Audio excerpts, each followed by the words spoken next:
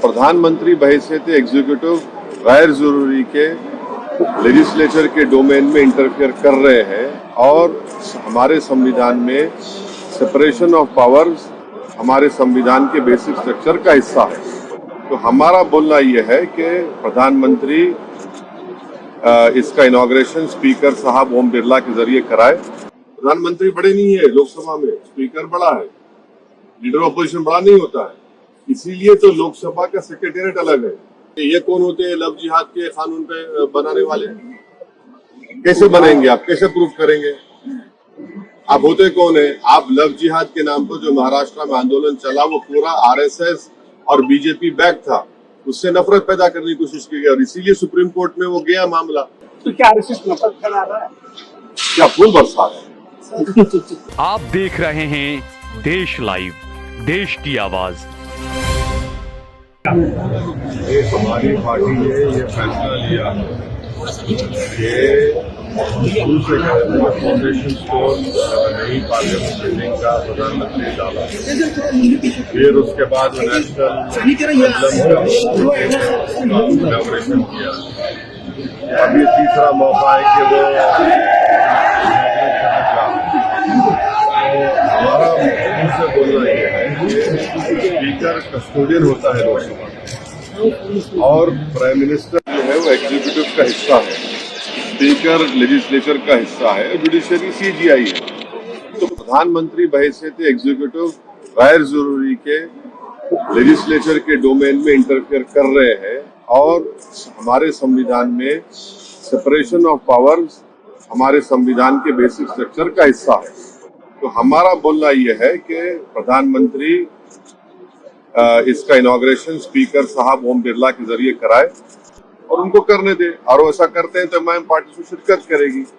जहां तक नई लोकसभा का सवाल है, यस, जब 2019 में चुनाव के बाद जब पहली ऑल पार्टी मीटिंग पार्लियामेंट के लाइब्रेरी में हुई थी, उस वक्त मैं एक वाहिद एमपी था जिसने इस बात को उठाया था कि हमको नई लोकसभा की जरूरत है, क्योंकि जो पुरानी लोकसभा में जब वोट ऑफ कॉन्फिडेंस होता है या कोई बिल को पास किया जाता है तो बहुत मुश्किल होता है उसमें, और उसका ये जो पुरानी बिल्डिंग है बड़ी खूबसूरत जरूर है, उसका फायर क्लियरेंस भी नहीं है, मगर ये जो इनॉग्रेशन हो रहा है तो स्पीकर को करना चाहिए क्योंकि वो कस्टोडियन है हाउस के।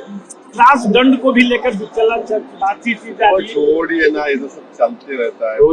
नागपुर में आपकी जनसभा है, क्या मायने निकाले जाए इसके लिए? क्या चुनावी प्रचार के तौर पे देखा जाए? ये पार्टी के प्रोग्राम है, पार्टी के प्रोग्राम को आए हैं, पार्टी को स्ट्रेंथन करने के लिए हमारी जिम्मेदारी है, हमारे जिम्मेदार लोग काम कर रहे हैं। तुम आए केसी राव की जो पार्टी है वो महाराष्ट्र में एक तरफ से आ रही है, क्या कहेंगे इसको? 2023 लोकतंत्र है, जमहूरियत है, हर किसी को आकर अपनी अपनी पार्टी का काम करने की इजाजत है, तो उसमें किसी को क्या बोल सकते हैं, कोई भी आ सकता है। केरल में एमआईएम लोकसभा चुनाव में किसी के साथ गठबंधन करेगी या अकेले चुनाव लड़ने वाली है? अभी टाइम है ना, जो टाइम है, जब आएगा टाइम बताएंगे आपको। सर, केरल के मंत्री महाराष्ट्र में अभी ऐसे सिचुएशन है कि एमआईएम को कोई साथ में लेना नहीं चाहता। हाँ, कोई साथ नहीं लेना चाहता है। हाँ। कोई बात नहीं, अल्लाह हमारे साथ है, जनता हमारे साथ है। सर, उद्धव ठाकरे के साथ आपकी मुलाकात होने वाली थी। हाँ? उद्धव ठाकरे के साथ आपकी मुलाकात होने वाली थी। किससे? उद्धव ठाकरे के साथ आपकी मुलाकात होने वाली थी। आपके साथ में आके बोले वो क्या बात करते हैं आप? अभी प्लेन से मैं उतरा हूँ, आप आए क्या? अरे छोड़िए। केरल के मंदिरों में आरएसएस पे बैन लगाने की बातचीत थी। केरल में जितने भी मंदिर हैं वहाँ पे आरएसएस की जो शाखाएं होती है उस पे बैन लगाने की बातचीत की गई, सरकार कह रही है। मुझे नहीं मालूम, मैं तो आपसे सुन रहा हूँ, मुझे नहीं। मेरठ जो हुआ उसके बारे में कुछ कहेंगे आप? मेरठ में तो झूठा इल्जाम लगाया गया है, हमारे कॉर्पोरेटर्स पूरे खड़े हुए, गैर जरूरी तौर पर बीजेपी के लोग वहाँ पर एग्रेसिवनेस दिखाए, गैर जरूरी तौर पर गाली गलौज किए और दबाने की कोशिश की है, मगर हम बीजेपी के लोगों से कहना चाहेंगे कि एमआईएम जैसा मत करिए आप। अगर आप इस तरह करेंगे तो फिर हम भी आपको जवाब देंगे जमहूरी तरीके से। नागपुर के कुछ मंदिरों में ड्रेस कोड लागू कर किया गया है, कल से कुछ नोटिस बोर्ड लगाए हैं, आपका उसमें मेरे को नहीं मालूम। तो आपकी पार्टी शिरकत नहीं करेगी कल के? हाँ, हमने कहा है ना, अगर प्रधानमंत्री स्पीकर से कराते हैं तो हम बराबर जाएंगे, क्योंकि लोकसभा का कस्टोडियन जो है वो स्पीकर है। स्पीकर है, प्रधानमंत्री बड़े नहीं है लोकसभा में, स्पीकर बड़ा है, लीडर ऑपोजिशन बड़ा नहीं होता है, इसीलिए तो लोकसभा का सेक्रेटेरिएट अलग है, लोकसभा का सेक्रेटेरिएट अलग है, लोकसभा अलग ही है, वो लेजिस्लेचर का हिस्सा है। Theory of separation of powers में एग्जीक्यूटिव अलग है, इंडिपेंडेंट है, जुडिशियरी इंडिपेंडेंट है, एग्जीक्यूटिव और लेजिस्लेचर अलग है। ये प्रधानमंत्री सब में चले आ रहे हैं, वो जाए, उनका नाम तो आ गया ना फाउंडेशन प्लेग पे, स्पीकर को कराए, ओम बिरला से कराए, क्या होगा? आसमान तो नहीं गिरने वाला है ना, आसमान तो नहीं गिरेगा, दिल बड़ा करे प्रधानमंत्री थोड़ा। उन्होंने तो सजदा किया था पार्लियामेंट को जब पहली मरतबा गए थे, संविधान किताब उठाकर चूमा था उसको, तो सजदा और अब चूम लिए, तो ओम बिरला से कहिए कि करो इनॉग्रेशन। बाइकआउट गैंग सर बोल रहे हैं आप लोग, हाँ? बाइकआउट गैंग बोला जा रहा है भाजपा की तरफ से। शाम में 6 बजे और रात में 9 बजे ये सो कॉल्ड नेशनलिस्ट बैठते हैं टीवी के ऊपर, ये 6 PM 9 PM नेशनलिस्ट है, ये मैं शुरू से कह रहा हूँ, लोग उनका काम है। सर केजरीवाल जी ने आपके पार्टी को अप्रोच किया है सर दिल्ली? नहीं, हमारा तो राज्यसभा में तो है ही नहीं है।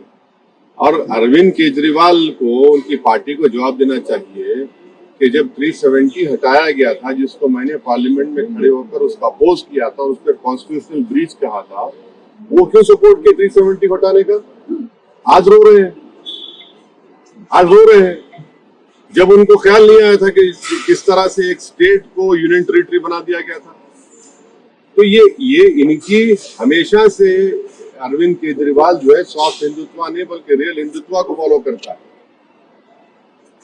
और बीजेपी से बड़ा अपने आप को हिंदुत्व का लीडर बनाने के। अब देखिए क्या हो रहा है, अब लड़ते रहिए। अब तो ऑर्डिनेंस जो सरकार ने इशू किया है वो अनएथिकल है, मगर लीगली उनको राइट है ऑर्डिनेंस इशू करने का। अब सुप्रीम कोर्ट में जाएंगे, वहां पर सरकार बोलेगी कि हम पार्लियामेंट बिल ला रहे हैं, अब लड़ते रहिए। अब आप 24 आ जाएगा, तो ये तो इनको सोचना चाहिए था कि उन्हें 370 का क्यों साथ दिया सरकार का। लव जिहाद कानून की जरूरत आपको लगती है क्या? है लव जिहाद जैसे कायदे करना चाहिए ऐसे आपको लगता है तो जरूरत है इसकी? देखिए, भारत के संविधान में जो 18 साल और 21 साल का जो हो जाता है तो उनको शादी करने का राइट है। तो ये जैसा एक कहावत है कि जब मियाँ बीवी राजी तो क्या करेगा खाजी। ये कौन होते हैं लव जिहाद के कानून पे बनाने वाले? कैसे बनाएंगे आप, कैसे प्रूफ करेंगे? आप होते कौन है? आप लव जिहाद के नाम पर जो महाराष्ट्र में आंदोलन चला वो पूरा RSS और बीजेपी बैक था, उससे नफरत पैदा करने की कोशिश की गई और इसीलिए सुप्रीम कोर्ट में वो गया मामला। सुप्रीम कोर्ट ने कहा कि जिन जिन नेताओं ने उस सभा में, उन सभाओं में बकवास भाषण किया, हेट स्पीच, केस बुक किया ना, FIR होना चाहिए, अरेस्ट होना चाहिए वो लोग। आप लगे क्या लव जिहाद की बात कर रहे हैं? नौकरी की बात क्यों नहीं करते? आप रोजगार की बात करिए, आप किसान मर रहा है उसकी बात करिए, अब उस पर बात नहीं करेंगे। और पूरा ये बीजेपी बैक प्रोग्राम था महाराष्ट्र में, जितने सभाएं हुई है पूरा गवर्नमेंट बैक था, RSS बैक था प्रोग्राम, और उसमें एक ही मकसद था कि एक समुदाय, मुस्लिम समुदाय के खिलाफ नफरत को भड़काया जाए। तो क्या RSS नफरत फैला रहा है?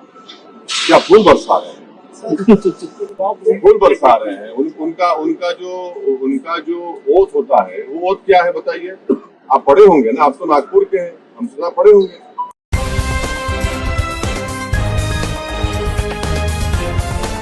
देश और दुनिया की तमाम छोटी और बड़ी खबरों के लिए हमारे चैनल को सब्सक्राइब करना न भूलें और बेल का बटन जरूर दबाएं।